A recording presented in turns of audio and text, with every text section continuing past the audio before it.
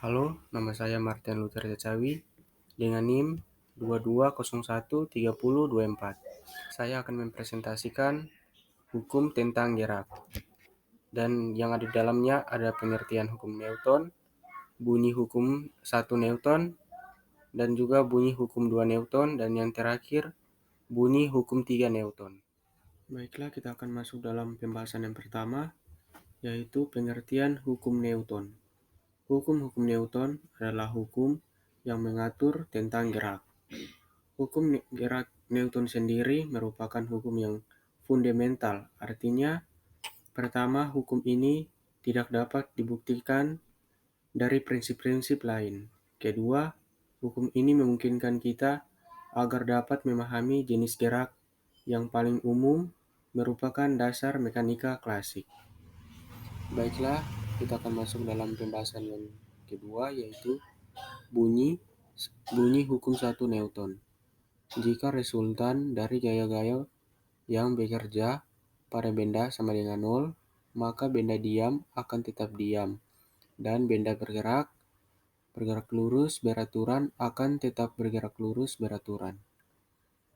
Hukum pertama, Newton menyatakan bahwa sebuah benda dalam keadaan diam atau bergerak dengan kecepatan konstan akan tetap diam atau akan terus bergerak dengan kecepatan konstan kecuali ada gaya eksternal yang bekerja pada benda itu.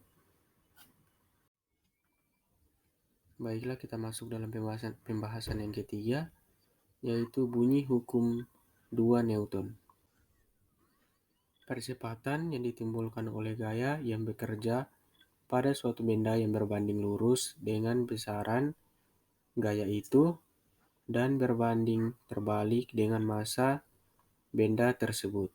Secara matematis dapat ditulis di mana F sama dengan gaya, M sama dengan massa, A sama dengan percepatan.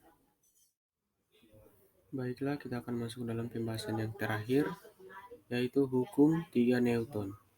Hukum 3 Newton tentang gerak menyatakan bahwa bila suatu benda melakukan gaya pada benda lainnya, maka akan menimbulkan gaya yang besarnya sama dengan arah yang berlawanan.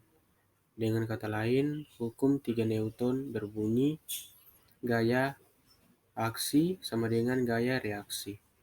Gaya aksi sama dengan gaya yang bekerja pada benda.